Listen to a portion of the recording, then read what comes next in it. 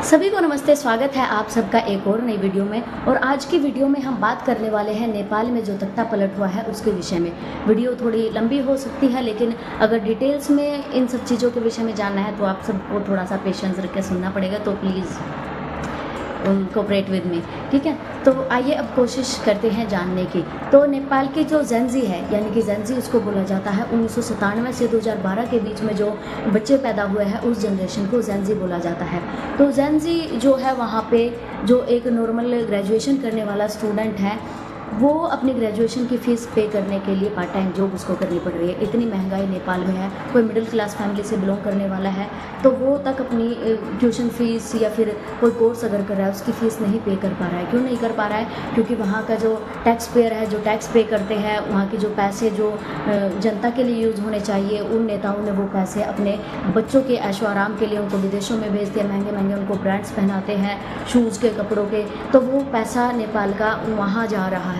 तो वो जो बच्चे हैं जिनको नेपो किड्स का नाम दिया है नेपाल के जेनजी ने, तो नेपो किड्स जो है वो प्रॉपर सोशल मीडिया पे अपनी ऐशो आराम की फ़ोटोज़ पोस्ट करते हैं कि देखो देखो हम विदेश में ये कर रहे हैं, देखो हमारे पास इतनी महंगी गाड़ी है। एक नेता के बेटे तो ब्रांडेड शूज़ जिनका अगर जिस कंपनी का हम एक मफलर या फिर एक छोटा सा हैंकी ले वो 60,000 रुपये का हमें मिलता है, उस कंपनी के शूज़ का उसने क्रिसमस ट्री बना के सोशल मीडिया पे पोस्ट करी हुई है। इतना ऊंचा उसने ट्री बना रखा है कि देखो मेरे पास इस ब्रांड के इतने सारे शूज़ हैं।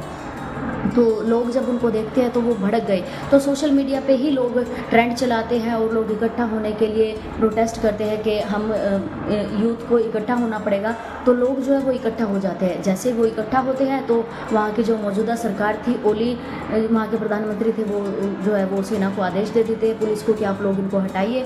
आप वो उनको आंसू गैस के द्वारा, वाटर कैनन के द्वारा या फिर रबड़ की जो बुलेट्स होती हैं उनके द्वारा हटाने के बजाय वो डायरेक्ट उनके माथे पर गोली मरवा देते हैं। स्कूल के छोटे छोटे बच्चों के माथे में गोली मारते हैं वो लोग, जो वहाँ की नेपाल की पुलिस है। तो इससे जेनजी और भड़क गई। 19 लोगों की वहाँ प्रमोट हो गई।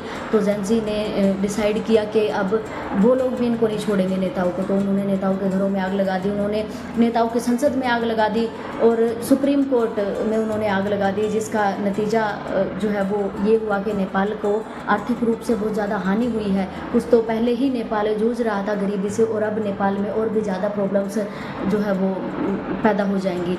तो अब जो मेन रीज़न अगर हम देखें तो सरकार है वहाँ के लोगों का इन सब चीज़ों को करने का, लेकिन सरकार भी वहाँ पे अलग ही तरीके से चल रही है। 2008 में राजतंत्र नेपाल में ख़त्म हुआ था और लोकतंत्र आया था।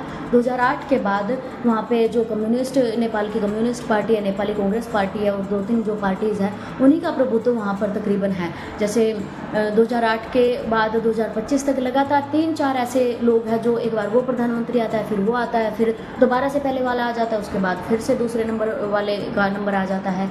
तो इसी तरीके से वहाँ पे जो है सरकार चल रही है। ओली, देउबा और प्रचंड। 2022 में वहाँ पर प्रचंड की सरकार थी, 2018 में ओली थे। अब 2022 से 25 तक, 2022 के बाद प्रचंड के बाद 2018 में जो ओली थे वो दोबारा फिर से आ गए। तो इसी तरीके से देउबा, ये 3-4 ऐसे लोग हैं जो लगातार वहाँ पे प्रधानमंत्री बनते आ रहे हैं और ना तो अपने देश के लिए काम किया उन्होंने, ना वहाँ के लोगों के लिए। तो लोगों में इस चीज़ के खिलाफ रोष प्रकट करने के लिए उन लोगों ने इस जो है हिंसा का सहारा लिया। उन्होंने प्राइवेट बिल्डिंग्स को नहीं छोड़ा, हर चीज़ में उन्होंने आग लगा दी। तो नेताओं को और नेताओं के बच्चों को भगा भगा कर उन्होंने मारा है। पता नहीं कितना नुकसान उनके देश में हुआ है, लेकिन एक तरीके से देखा जाए तो वो भी बहुत ज़्यादा परेशान थे। तो अब इन सब चीज़ों के बीच में देखने वाली बातें ये है कि सोशल मीडिया नेता जो सरकार वहाँ पे बैन कर देती है, ताकि हमारे देश में इतना प्रदर्शन हमारे खिलाफ हो रहा है, ये सब चीज़ें सोशल मीडिया के थ्रू किसी और देश को पता ना लगे, या फिर जैसे व्हाट्सएप है या फेसबुक है, इन चीज़ों के ज़रिए लोग ये चीज़ें फैला ना सके और प्रदर्शनकारियाँ ना आ सके वहाँ पर। तो इस वजह से वहाँ पर सोशल मीडिया को बैन कर दिया गया। तो अब नेपाल में जो है वो शांति स्थापित हो चुकी है, क्योंकि अंतरिम सरकार वहाँ पर बन चुकी है। सुशीला कार्की अब वहाँ की नई प्रधानमंत्री है, जिन्होंने भारत के बनारस हिंदू यूनिवर्सिटी से अपनी शिक्षा प्राप्त की थी।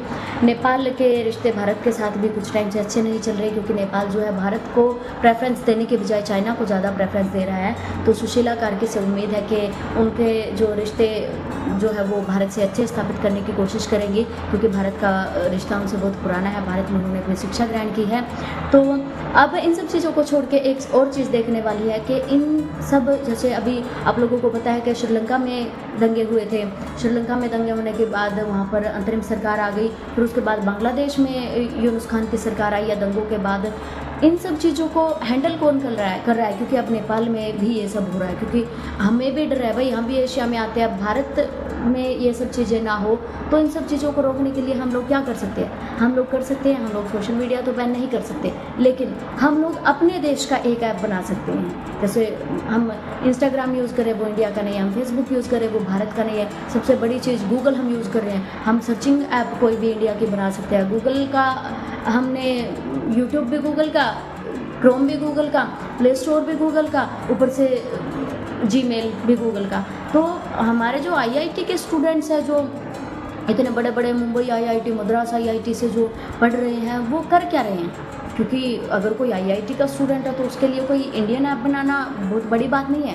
क्यों आईआईटी करके वो लोग विदेशों की तरफ भागते हैं, क्यों वो भारत के हित की तरफ ध्यान नहीं देते। हम जीमेल की बजाय एक ऐप बना सकते हैं, भारत मेल, क्योंकि मान के चलो हम कोई भी हमारी पर्सनल डिटेल्स है उनके लिए हमारा कोई ओटीपी आता है तो वो गूगल मेल के पास जाता है, ना कि भारत मेल के पास। अगर कोई हमारी ऐप होगी तो वो हमारी डिटेल्स हमारे पास सिक्योर रहेगी। अब हमारी एक एक जो डिटेल है वो गूगल के पास है, हम ऐप में रजिस्टर कर रहे हैं, अपनी पूरी की पूरी डिटेल उसमें फिल कर रहे हैं, वो एक तरीके से गूगल के पास चली गई। लेकिन गूगल इंडियन ऐप बिल्कुल भी नहीं है।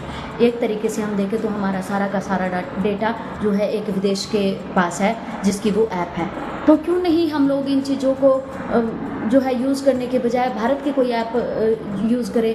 क्यों नहीं यूज़ करेंगे भारत के लोग, अगर सरकार जागरूक करे कि विदेशी ऐप है, इसके ये नुकसान है, आप भारत की कोई ऐप बनाइए। तो इन सब चीज़ों से, ताकि आगे जाकर हम इन सब चीज़ों के पीछे अगर बताने की बात आए तो अमेरिका का बहुत बड़ा हाथ है, क्योंकि आप लोग नोटिस कीजिएगा, रशिया के जिस देश के साथ अच्छे संबंध रहे हैं, श्रीलंका के रशिया के साथ बहुत अच्छे संबंध थे, श्रीलंका में तख्तापलट हुआ है। नेपाल के अच्छे संबंध थे, नेपाल में तख्तापलट हुआ है। बांग्लादेश के साथ अच्छे संबंध थे, बांग्लादेश का तख्तापलट हुआ है। ईरान इराक के रशिया के साथ बहुत अच्छे संबंध थे, लेकिन ईरान इराक अब पूरी तरीके से तबाह हो चुका है, क्योंकि अमेरिका जो है वो नहीं चाहता कि रशिया के साथ किसी भी देश के अच्छे संबंध हो। भारत का रशिया बहुत अच्छा दोस्त है, लेकिन भारत में इस चीज़ का कोई गलत प्रभाव ना पड़े, इसलिए यूथ को जो है वो एकजुट होना पड़ेगा और सोचना पड़ेगा इन सब चीज़ों के बारे में। नेपाल में बहुत सारे करप्शंस हुए हैं, उनकी डिटेल मैं नीचे फ़ोटो में लगा दूँगी, आप लोग देख लीजिएगा। और अगर जानकारी अच्छी लगे तो वीडियो को लाइक और शेयर ज़रूर कीजिएगा, और सोशल मीडिया का यूज़ जितना हो सके वो एक अच्छे फील्ड में कीजिएगा, क्योंकि सोशल मीडिया से हमारे बहुत सारे जो है वो पर्सनल काम भी जुड़े हुए हैं, लेकिन सोशल मीडिया में गंद और सोशल मीडिया में नेगेटिविटी भी अगर हम एक तरीके से देखें तो बहुत ज़्यादा फैलती है। तो सोशल मीडिया का यूज़ एक अच्छे तरीके के लिए कीजिए, देशभक्ति के दिखाने के लिए कीजिए, ना कि देश विरोध के लिए। तो अगर आप लोगों को मेरी जानकारी अच्छी लगी है तो वीडियो को लाइक और शेयर ज़रूर कीजिएगा, और चैनल को सब्सक्राइब करना बिल्कुल मत भूलिएगा। धन्यवाद। जय श्री राम।